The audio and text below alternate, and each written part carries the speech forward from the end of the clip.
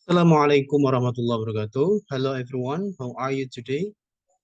Jumpa lagi dengan saya Khairul Anwar dalam kelas Quantitative Research in Language Education. Pada kali ini, on this occasion we are going to talk more about instrument and the technique of collecting data. Instrumen dan teknik pengumpulan data, terutama dalam penelitian kuantitatif. Baik, akan saya tunjukkan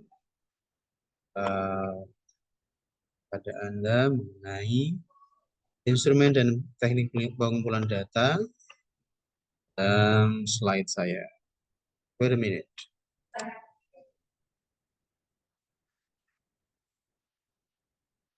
Here we go. Instrumen dan teknik pengumpulan data dalam penelitian kuantitatif.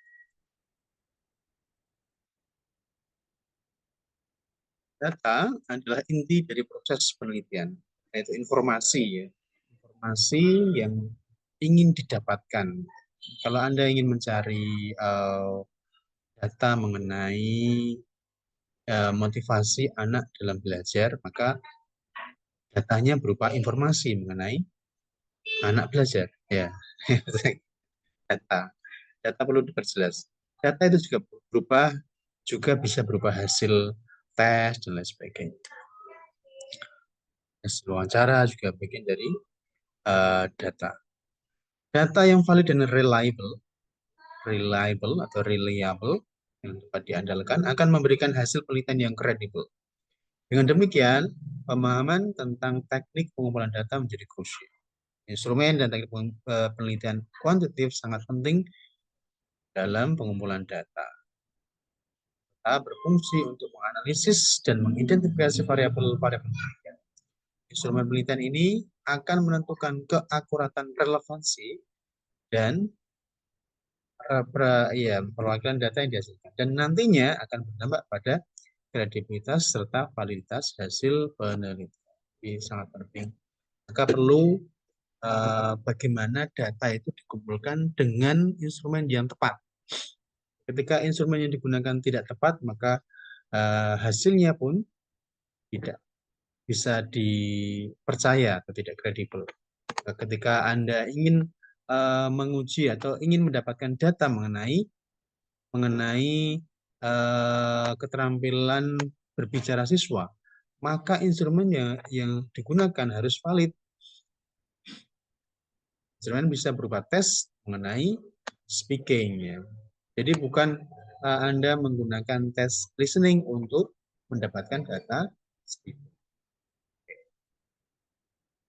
Baik, ada 5 teknik dalam pengumpulan data, terutama dalam penelitian kuantitatif. Yang pertama, angket atau kuesioner. Kemudian yang kedua, observasi terukur, struktur ya. Kemudian wawancara terstruktur, dokumentasi, dan yang terakhir tes. Memang ada bagian-bagian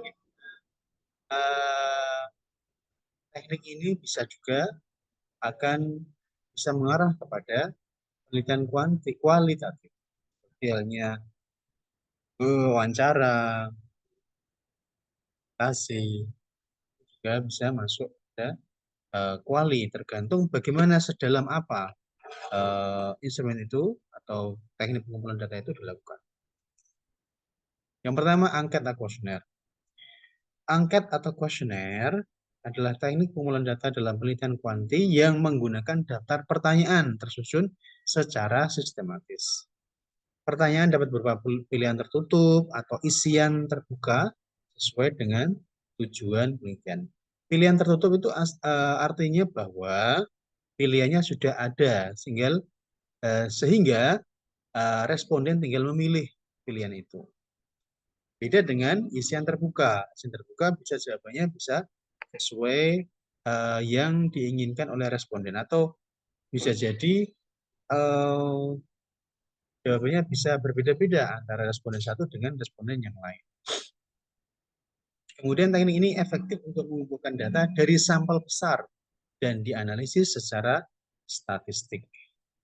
Terdapat berbagai jenis kuesioner, seperti ada kuesioner terstruktur, kuesioner tak terstruktur, kuesioner semi struktur, kuesioner Likert atau Likert, kuesioner semantik, kuesioner Goodman, kuesioner interval, kuesioner nominal, dan kuesioner rasio. Oke. Kuesioner tadi sudah saya sebutkan ada terstruktur itu seperti apa? Yang mana pertanyaannya dirancang sebelumnya dengan pilihan jawaban tetap. Artinya terbuka terbatas atau responden hanya memilih jawaban yang telah disediakan.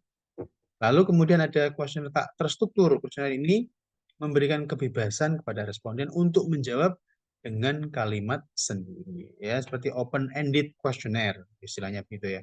Kalau kuesioner terstruktur bisa dikatakan sebagai closed-ended questionnaire. Kemudian kuesioner semi-terstruktur. Ini gabungan dari pertanyaan terbuka dan tertutup. Memberikan pilihan jawaban sekaligus ruang responden menambahkan pendapat. Dari pilihan 1, 2, 3 ada yang kemudian yang keempat itu lainnya. Lainnya apa? Kemudian ada juga kuesioner yang namanya kuesioner Likert. Gunakan untuk mengukur sikap atau persepsi terhadap suatu pernyataan dengan skala. Skalanya biasanya 1 sampai 5. 1, 2, 3, 4, 5. 1 untuk yang sangat tidak setuju, kemudian tidak setuju 2, netral 3, setuju 4, sangat setuju nilainya. Kemudian ada juga kuesioner semantik diferensial. Semantik diferensial responden menilai objek dengan dua kata berlawanan di atas garis skala. Dan ada kuesioner skala Goodman akan mengukur kepercayaan responden terhadap satu topik atau fenomena. Kemudian untuk kuesioner skala Goodman ini, responden diminta menunjukkan sejauh mana mereka setuju dengan setiap pernyataan yang dibuat. Lalu kemudian ada kuesioner skala interval. Ini menggunakan skala interval dalam mengukur dan mengevaluasi variabel tertentu. Kemudian ada kuesioner skala nominal. Ini untuk mengumpulkan data dalam kategori tanpa urutan atau nilai numerik. Yang terakhir ada kuesioner skala rasio. Memiliki semua karakteristik interval dengan tambahan 0 mutlak sehingga memungkinkan semua operasi matematis. Nah, lalu bagaimana yang banyak digunakan dalam penelitian kuanti? Kebanyakan itu yang lebih mudahnya menggunakan kuesioner yang namanya kuesioner Likert. Ya, ada sangat setuju, setuju, netral, sangat tidak setuju, dan sangat tidak setuju. Tuh. Nah, nanti pilihan tergantung mana yang menurut Anda tepat digunakan dalam mendapatkan atau mengumpulkan data. Kemudian ada teknik pengumpulan data yang kedua yaitu observasi terstruktur. Ini metode pengamatan yang dilakukan secara sistematis di mana peneliti sudah menentukan sebelumnya apa saja yang akan diamati. Jadi sudah dicatat ya kira-kira apa saja yang diamati, dilakukan observasi itu sudah dicatat sebelumnya. Kalaupun itu observasi pengajaran, bagaimana ditulis ya mulai dari mempersiapkan terutama kalau pengajaran ya mulai dari opening, kemudian bagaimana proses atau kegiatan intinya, kemudian bagaimana closingnya itu dibuat secara terstruktur. Jadi dilihat, dilakukan observasi. Jadi peneliti menggunakan alat bantu seperti lembar cek yang dinamakan sebagai observation sheet. Ya. Kemudian tujuannya untuk mengumpulkan data berupa angka yang bisa dianalisis secara statistik. Jadi dalam catatan itu sudah ada jawaban pilihannya ya. Kalau pembukaan ada salam enggak? Ada salam, kemudian pilihannya ya atau tidak, tinggal dicentang. Itu kalau terstruktur. Kemudian, nah, sudah saya sampaikan ya.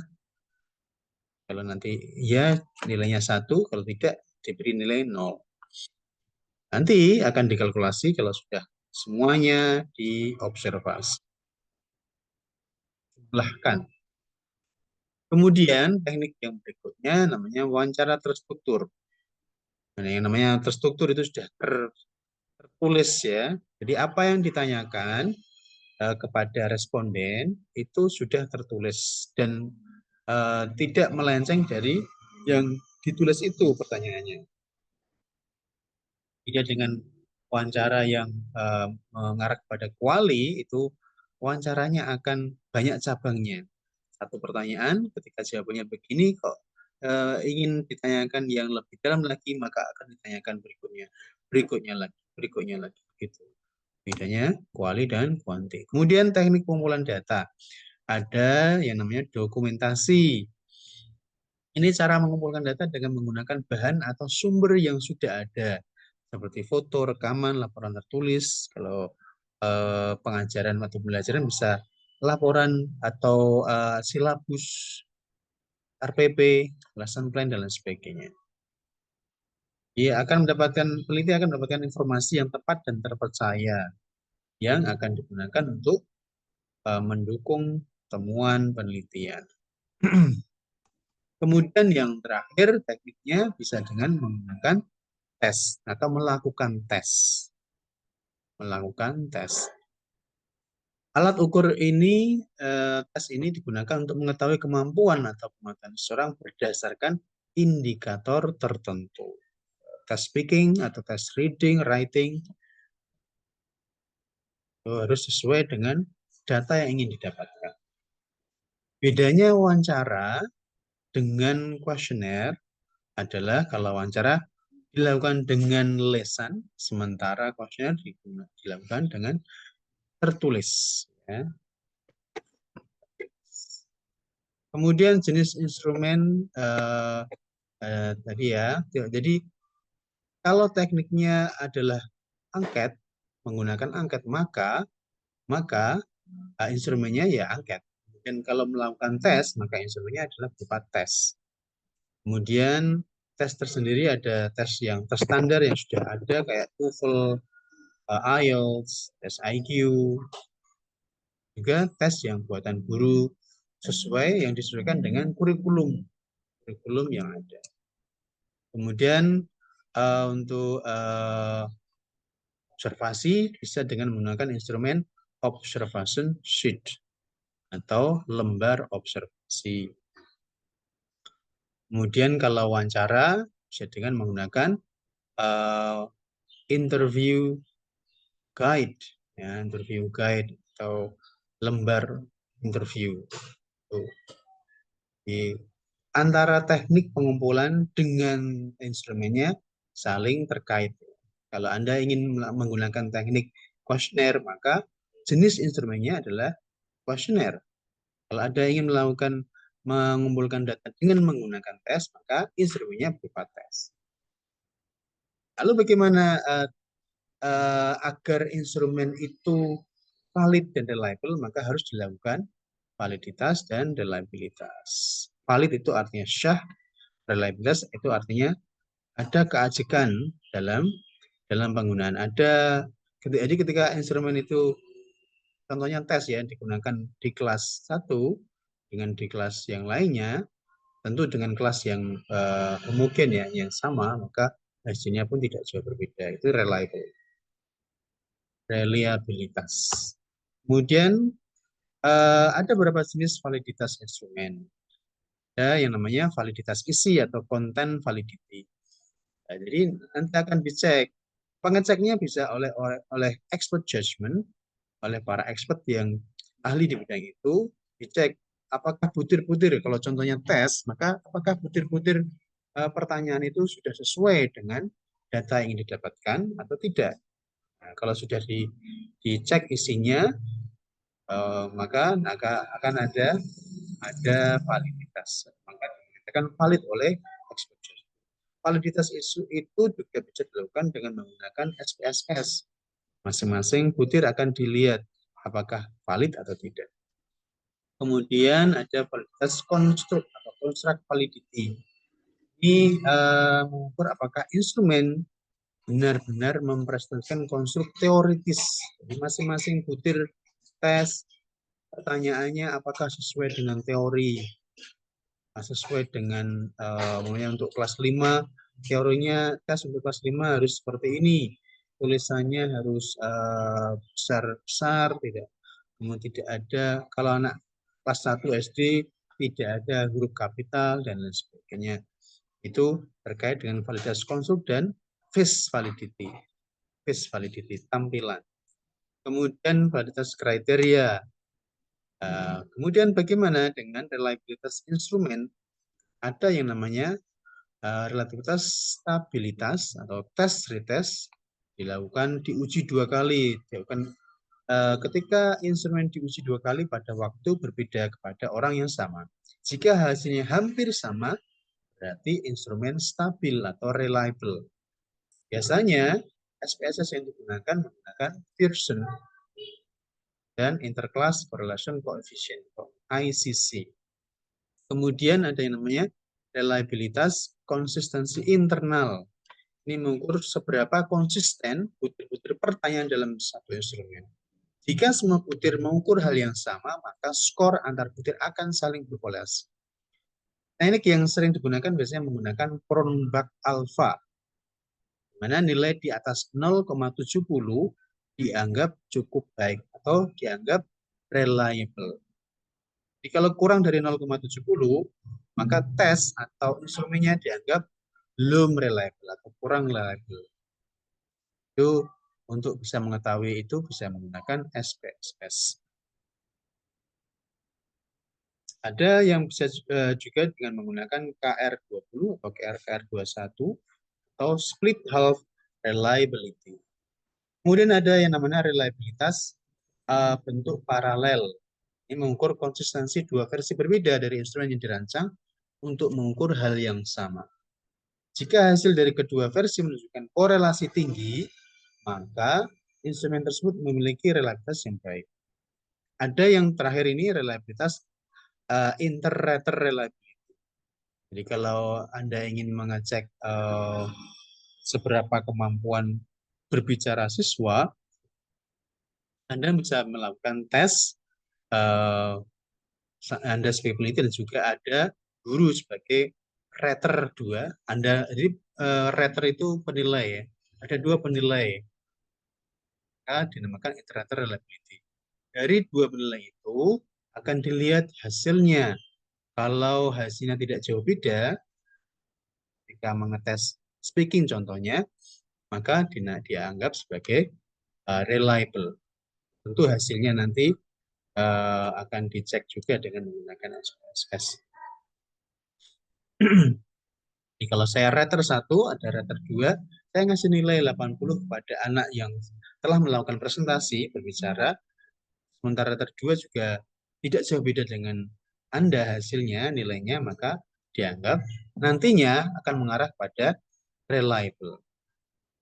Jadi lebih dari 0,70 kalau dilakukan SPSS. Kemudian kita masuk pada slide terakhir tentang kesimpulan. Ada pemilihan teknik instrumen. Ada beberapa teknik pengumpulan data. Yang pertama ada kuesioner, angket, observasi terstruktur, wawancara terstruktur, dokumentasi, dan yang terakhir yang kelima tes. Tentunya masing-masing memiliki keunggulan ya dan penggunaan sesuai dengan tujuan penelitian. Anda mau menggunakan kuesioner atau wawancara itu sangat tergantung dengan ya apa yang akan Anda ingin dapatkan, data seperti apa, itu disesuaikan dengan tujuan penelitiannya.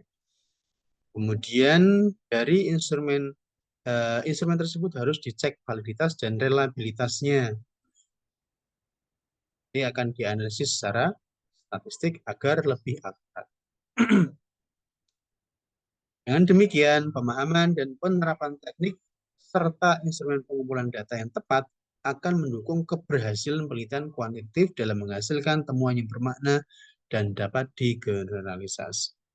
Ya, demikian hari ini mengenai instrumen dan teknik pengumpulan data. Ada 5 teknik atau instrumen yang bisa digunakan dalam pengumpulan data untuk penelitian kuantitatif. Mulai dari kuesioner, observasi terstruktur, wawancara terstruktur, dokumentasi, dan yang terakhir tes. Demikian, dan ini referensinya. Thank you very much for your kind attention. Let me close by hand. Alhamdulillah. Assalamualaikum warahmatullahi wabarakatuh. See you next meeting. Bye.